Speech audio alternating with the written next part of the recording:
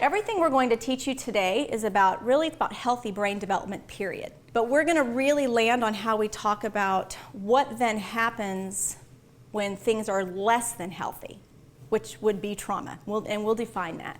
What happens to the brain when things kind of run amok, right? When the environment's not always safe, when it's not predictable, when things happen that are hard, and we're going to kind of go into all of that. Claudia hit on this just a little bit as far as who we are as an organization. Our business started teaching people how to do equine-assisted psychotherapy. So, you know, therapists and horse professionals who want to use horses to do counseling, basically.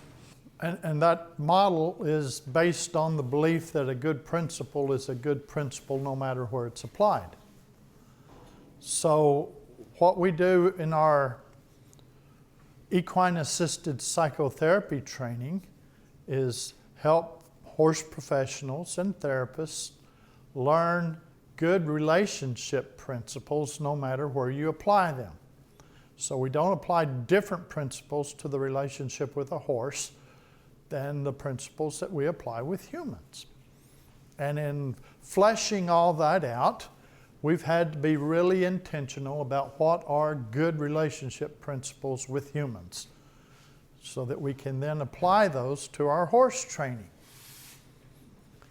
and get the same results with a horse who is born to live in the survival part of their brain to the same place in the relationship that we try to get to with humans. We do lots of trainings where we don't use horses at all. We work with lots of school districts, helping them learn how to appropriately deal with the traumatized kids that they're working with so that they can get them to the part of the brain where they can actually learn. We do lots of parent training. We train juvenile detention centers and lots of different places, all based on how do you heal the things in the brain that are starting to cause problems for people, and how you get them in the part of the brain that will help them figure out how to solve those problems themselves. How do we change the brain, reorganize? We're going to talk about a lot of that today. So we assume y'all don't have any horse experience. We don't care about that. And we're not going to see one today, and we don't expect you to ever see a horse after that. So there's a simplicity in the relationship with animals and with horses that has helped us, I think, understand people. And that's just the way our brains work. So hopefully as we go throughout the day, you'll go, yes, our hope is that you agree with us that we took pretty complex ideas and made them simple. And I think part of why we were able to make them simple is through relationships with animals, specifically equine partners. So a horse's brain develops naturally the way a traumatized human brain develops. So in learning to make the changes in the horse's brain, it helps us understand the same changes in the human brain. So I already talked to you about the difference between fidgeting and fiddling.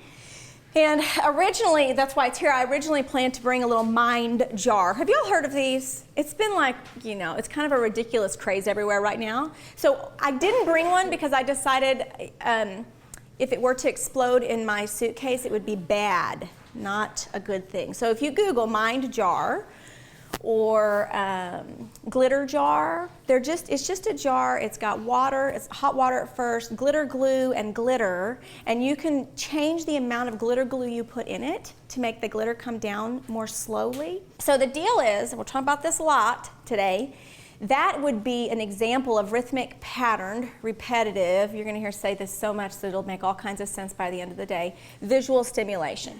So I do have something else that didn't have the same chance of exploding. So the glitter jars, you just shake it, and you just sit there and breathe and watch that glitter go down, and I love it. Our 2-year-old has one that's plastic, so it's less likely to break if you were to throw it. You super glue the top on it when you're finished making it.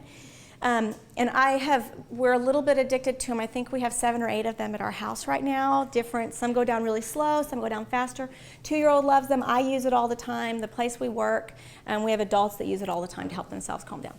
But this is another, I wish I had a bigger one. Traveling with this stuff's not easy.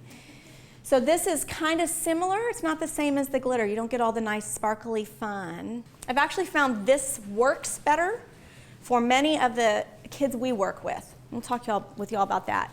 And it works better for the kind of the younger children as well than the glitter jar, because this, you see it go down very clearly. The glitter jar is a slower process, so it's not as immediate of gratification as this is. Okay, but we're going to talk about how to use these different tools. This little bubble, it's called a bubble timer. So these are great to have around, and I don't have anywhere to put it where you can all just watch it. Again, this is one of the things that can help us calm down and regulate. We're going to talk so much about all these different tools.